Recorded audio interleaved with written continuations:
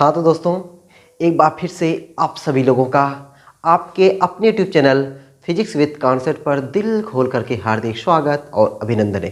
तो दोस्तों, आज की इस सुपर डुपर क्लास में हम सभी लोग बहुत ही फैंटास्टिक टॉपिक को देखने वाले हैं और उस टॉपिक का नाम है संधारित्र। तो संधारित्र दोस्तों क्या होता है, कैसे होता है, क्या नहीं है, कैसा वैसा है, सब कुछ बहुत विस्तार से देखने वाले हैं। आप लोग निकाल लीजिए कॉपी और पेन और शुरू कर दीजिए साथ साथ नोट्स बनाना और साथ साथ बढ़िया से एकदम सुपर डुपर तरीके से समझना। तो दोस्तों, संधारित्र है क्या? तो मैंने आपको पिछली क्लास में आपको बताया होगा कि कोई गोली चालक है, क्या उस गोली चालक की धारिता 1 फैराड हो सकती है क्या? कोई गोली चालक है और उस गोली चालक की धारिता 1 फैराड हो सकती है क्या? तो आप तुरंत टाइप करके बताओगे नो सर, नहीं हो सकती है। तो मैं पूछूंगा क्यों? तो आप कहोगे सर इसके लिए ना मुझे जो त्रिज्या है ना बहुत बड़ी लेनी पड़ती है। तो बहुत बड़ी कितनी लेनी पड़ती है? अब कहोगे सर 90 लाख किलोमीटर। अरे भैया, छोटी मोटी डिस्टेंस नहीं है, बहुत ही बड़ी है।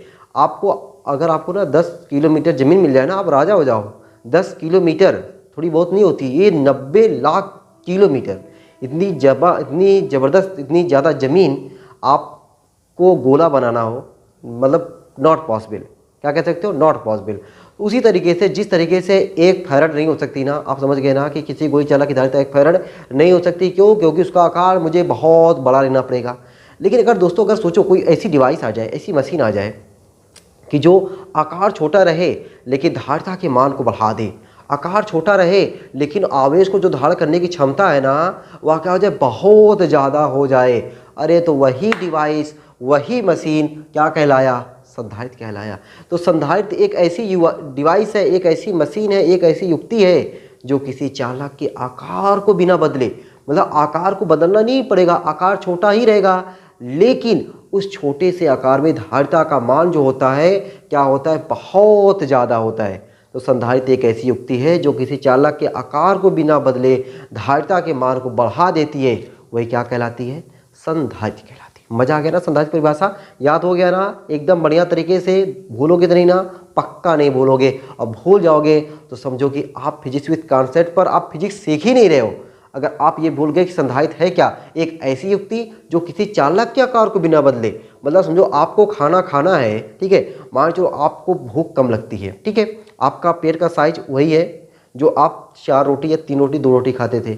आप कुछ ऐसा चीज़ खा लो जिससे आपकी भूख दोगुनी तिगुनी हो जाए, पेट का साइज वही रहे, तो समझो वही क्या हो गया? वही आपका संधारित्र बन गया। आप पहले 2 रोटी खाते थे, आप 10-10 रोटी खा रहे हो, ठीक है, क्या मज़ा आ रहा है। आप जहाँ पे जाते थे जो चीज़ खाने का मन कहता था 2-3 खा पाते थे, आप 10-10 खा रहे हो। सोचो कितना मज़ा आपको आएगा। अगर ऐसा रहता तो क्या मज़ा रहता है ना कि हम लोग कुछ खाएं और उससे खाने से हमारी जिससे कोई दिक्कत भी ना हो ना। आदमी ये परेशान रहता है, खाने को खा सकता है लेकिन दिक्कत होने वाली बात रहती है। अगर दिक्कत ना होता रहे ना, मुझे लगता है कितने लोग पहुँच जाएँ, वो लोग इतना खाएँ कि पूछो मत, घट जाए। बहुत सारे लोग हैं जो खाने के पीछे ना इतने पड़े रहते हैं कि पूछो मत। तो संधारित्र कुछ ऐसे ही समझो, ठीक है, ऐसा खब्बू है ना कि वह आकार नहीं बदलता है लेकिन फिर भी आवेश को धारण करने की क्षमता, आवेश को हड़पने की क्षमता, आवेश को लेने की क्षमता बढ़ जाता है उसका, ठीक है, वही क्या है? आपका संधारित्र है। अब दोस्तों देखो, संधारित्र का सिद्धांत क्या है। पहले मैं सिद्धांत जो लिखा हूँ ना, मैं आपको पढ़ के सुनाता हूँ। जब किसी आवेशित चालक, देखो चालक होता है, एक आवेशित चालक होता है। चालक तो है लेकिन वह कैसा है? आवेशित है। जब किसी आवेशित चालक के समीप अन्य अनावेशित चालक रख दिया जाता है तो चालक का जो विभव है वह विभव क्या हो जाता है? कम हो जाता है। यदि अनावेशित चालक को पृथ्वी से जोड़ दिया जाए तो उसका विभव और भी कम हो जाता है, जिससे चालक की धारिता बढ़ जाती है। ये सब चीज़ें तो मैंने लिखा, लेकिन आपको समझ में नहीं आया होगा कि ये कैसे कैसे होता है, कि कैसे कैसे क्या होता है। दोस्तों यही तो मुझे आपको समझाना है। यहीं से मैं आपको बताऊंगा कि लो ऐसे देखो है संधारित्र का सिद्धांत, ऐसे समझ में आता है संधारित्र का सिद्धांत, यहाँ से निकल के आता है संधारित्र का सिद्धांत, तब आपको मजा आएगा। दोस्तों देखो, ये मैंने बना दिया कोई आवेशित चालक। ये क्या बना दिया मैंने? अभी देखो, ये सिर्फ रॉड है और रॉड पे मैंने देखो ये किसी मशीन के द्वारा मैंने क्या दे दिया? आवेश। किसके द्वारा? कोनो मशीन है, मशीन के द्वारा मैंने इसको चार्ज कर दिया। तो अब ये आवेशित हो गया। इसके समीप, लो भाई समीप, एक मैंने अनावेशी चालक रख दिया, इस पे कोनो आवेश नहीं है, लेकिन प्रेरण के द्वारा, मैंने क्या बोला, प्रेरण, ये प्रेरण नाम सुने होगे ना, मैंने बताया था कभी आपको पहला चैप्टर, सोचो पहला पहला प्यार और पहला पहला चैप्टर जल्दी भूलता नहीं है, और भूल जाओ तो आपका प्यार बेकार है। तो प्रेरण, प्रेरण देखो मैंने आपको बताया था कोई भी चालक को 3 तरीके से आवेशित किया जाता है। एक होता है चालन के द्वारा, एक होता है घर्षण के द्वारा, घर्षण, चालन और प्रेरण के द्वारा हम लोग किसी भी वस्तु को आवेशित करते हैं, तो वही है प्रेरण। कोई नया प्रेरण पैदा नहीं हुआ है, वही है प्रेरण जो मैंने आपको पहले चैप्टर में सिखाया हुआ था। तो दोस्तों यहाँ पे प्रेरण के द्वारा क्या होता है कि जितना यहाँ पे प्लस है उतना यहाँ पे माइनस चार्ज आ जाता है, ठीक है, उतना यहाँ पे क्या आ जाता है, माइनस चार्ज आता है। अब बताओ भाई, यहाँ इसका मतलब ये हुआ कि यहाँ पे जो चार्ज था, आवेश था, उस आवेश के मान में क्या हुई, कमी हुई।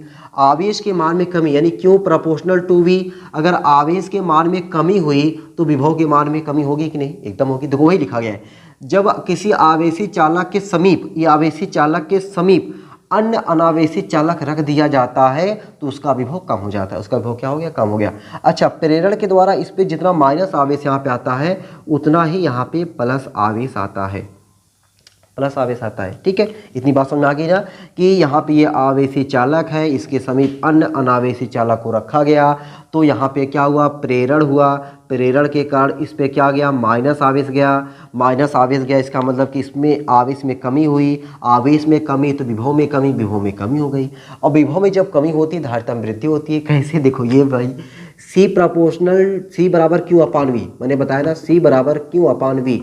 अब बताओ, विभव जहाँ घटेगा धारिता वहाँ बढ़ेगा, जहाँ विभव घटेगा वहीं धारिता बढ़ेगा। यही तो है संधारित्र का सिद्धांत कि पहले आवेश के मान में कमी हुआ, आवेश के मान में कमी से विभव के मान में कमी हुआ, जैसे ही विभव के मान में कमी होता है धारिता के मान में क्या होती है, वृद्धि हो जाती है। यही आपका क्या है, संधारित्र का सिद्धांत है। आगे दोस्तों क्या है, यदि अनावेशी चालक पृथ्वी से जोड़ दिया जाए, अब ये अनावेशी चालक था ना, अब इसको क्या कर दिया गया, देखो ये धरती माता मुझे कुछ नहीं आता, ये धरती का सिंबल है भाई पृथ्वी, ठीक ना, पृथ्वी से जोड़ दिया गया। जब पृथ्वी से जोड़ दिया गया तो पृथ्वी से निकलेगा इलेक्ट्रॉन, और ये इलेक्ट्रॉन धीरे धीरे कहेगा जाएगा, और देखेगा जितने यहाँ पे प्लस रहेंगे वो सब इलेक्ट्रॉन से मिल करके निरस्त हो जाएंगे, ठीक है ना। जैसे एक लड़का एक लड़की के पीछे बर्बाद हो जाता है ना, उसी तरीके से देखो ये प्लस मतलब समझो लड़का, इलेक्ट्रॉन मतलब समझो लड़की, लड़का लड़की आपस में मिल गए, दोनों क्या हो गए, बर्बाद हो गए। तो यहाँ पे क्या हो गया, सब बर्बाद हो गए, प्लस वाले खत्म हो गए। जैसे प्लस वाले खत्म होते, देखो जब प्लस था तो ये वाला प्लस इस वाले माइनस को खींचे हुए था, ठीक है, जाने नहीं दे रहा था। अब क्या हुआ, ये माइनस अकेले पड़ गया। अब यहाँ से और आवेश यहाँ की तरफ आएंगे, जब और आवेश आएंगे, देखो मतलब ये वाला प्लस था, इस वाले प्लस को आने नहीं दे रहा था ना, प्रतिकर्षित कर रहा था, लेकिन जैसे ये प्लस खत्म हुआ, अब यहाँ से प्लस और यहाँ पे आ रहे हैं, ठीक है, ये वाला यानी ये माइनस इसको खींच रहा है, आओ आओ आओ, ये और माइनस गया। जब और माइनस जाएगा और आवेश में कमी होगी, और आवेश में कमी होगी तो और विभव में कमी होगी, जब विभव में कमी होगी तो धारिता के मान में क्या होगी, वृद्धि होगी। तो पृथ्वी से जोड़ दिया जाए तो विभव और भी कम हो जाता है, जिससे चालक की धारिता बढ़ जाती है, ठीक है। अब दोस्तों यही चीज़ को ना मैं 2 अलग फिगर में आपको समझाने का प्रयास करता हूँ। अभी तो मैंने केवल ऐसे बताया, उसको आपको नोट करना है। पहले मैंने आपको संधारित्र बताया, फिर संधारित्र का एक सिद्धांत बताया, फिर आगे मैं अभी ये एक प्रैक्टिकल के माध्यम से मैं आपको दिखाने का प्रयास करूंगा। देखो कैसे धारिता बढ़ रही है, कैसे विभव घट रहा है, ठीक है। चलो भाई शुरू करते हैं। तो मैं इस फिगर को पहले हटाता हूँ ना, इसी फिगर की जगह पे ऐसे मैं आपको समझाने का प्रयास करता हूँ। उम्मीद करूँगा कि आपको बढ़िया तरीके से ना एकदम लल्लन टॉप तरीके से समझ में आ जाएगा, कोई दिक्कत परेशानी कहीं रही भी नहीं करेगा। लो भाई, ये मैंने बना दिया पहले क्या, आवेशित चालक, आवेशित चालक है। लो भाई ये मैंने प्लस, अच्छा ये प्लस कैसे मिला, ये समझो कोई स्रोत है, ये क्या है, कोई स्रोत। स्रोत मतलब यहाँ बैटरी भी बना सकते थे ना, मैंने लेकिन स्रोत लिख दिया। स्रोत लिख दिया मतलब समझो कोई बैटरी हो चाहे कुछ भी हो, किसी भी तरीके से यहाँ पे आवेश आया। जब दोस्तों आवेश आता है तो यहाँ पे बगलिया में क्या रखा जाता है, एक कोई प्लेट रखा जाता है, और उस प्लेट, अच्छा मैं प्लेट को ऐसे बनाता हूँ इसी वाले कलर में, ये प्लेट है और इस प्लेट पर अभी कोई आवेश नहीं है, अनावेशी चालक है। लेकिन क्या हुआ, प्रेरण हुआ, प्रेरण के कारण इस पर जितना प्लस है उस पर उतना ही माइनस। देखो 1 2 3 4 5 6, 1 2 3 4 5 6, 6 माइनस आ गया। और बाहरी वाली प्लेट पर क्या आ जाएगा, प्लस आ जाएगा। क्या आ जाएगा, प्लस आ गया। तो दोस्तों ये देखा गया प्रैक्टिकली किया गया ठीक ना। ये देखा गया कि अगर इस प्लेट ए से, इस प्लेट ए नाम रखो, इसको नाम रखो बी, इस प्लेट ए से कोई समझो कि यहाँ पे एक ऐसा चीज़ लगा हुआ है, यहाँ पे स्रोत के पास मैं इसे लगा दे रहा हूँ, ये देखो, ये कोई मतलब विद्युतदर्शी कह सकते हो कि यहाँ पे एक ऐसा चक्ति लगा हुआ है जिसका साइज दिखा रहा है कि विभव, जिसका ये मतलब और अच्छा मैं बना दूँ क्या, स्रोत को मैं छोटा करूँ, स्रोत को मैंने छोटा कर दिया, ठीक है, स्रोत को लो मैंने छोटा कर दिया, या तो स्रोत को मैं और इधर कर दूँ ना, तब और अच्छा लगेगा, तो का मुझे जगह मिल जाएगा ना। ये देखो मैंने स्रोत को यहाँ पे कर दिया, ये लो भाई स्रोत हो गया, ठीक। और यहाँ पे मैं एक बढ़िया सा गोला बना देता हूँ, देखो लो भाई गोला बनाता हूँ, ये ऐसे करके, ये या अब बढ़िया लग रहा है, गोला बन गया। अब ये गोले की जो साइज दिखा रहा है कि विभव, गोले की साइज क्या दिखा रहा है, विभव दिखा रहा है। इसका साइज अगर घटेगा तो विभव घटेगा, इसका साइज अगर बढ़ेगा तो विभव घटेगा। ये प्रैक्टिकल में देखा गया, प्रैक्टिकल कुछ इस तरीके से किया गया। तो इसमें क्या मैंने बता दिया आपको कि जैसे यहाँ पे प्लस चार्ज स्रोत द्वारा दिया गया, इस स्रोत द्वारा प्लस चार्ज इसको दिया गया, तो प्रेरण के कारण इस पर क्या हुआ कि माइनस आवेश चला गया, ठीक है। और यहाँ पे क्या हुआ, प्लस आवेश आ गया, यहाँ पे क्या हुआ, प्लस आवेश आ गया। तो देखा गया ये कि यहाँ पे जो प्लेट ए है, प्लेट ए से जो ये लगा हुआ है, इसका विभव कुछ था। जब विभव कुछ था तो भाई विभव जब ज़्यादा रहेगा तो धारिता का मान कम रहेगा, ये तो मैंने अभी आपको समझाया ही है।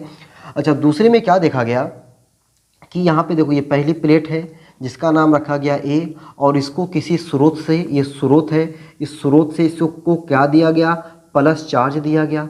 स्रोत से इसको क्या दिया गया, प्लस चार्ज दिया गया। और जितना प्लस चार्ज इस पर आएगा, प्रेरण के कारण उस पर उतना क्या आ जाएगा, माइनस आवेश आ जाएगा। और बाहरी वाले पृष्ठ पर उतना ही प्लस आवेश आ जाएगा, उतना ही प्लस आवेश आ जाएगा।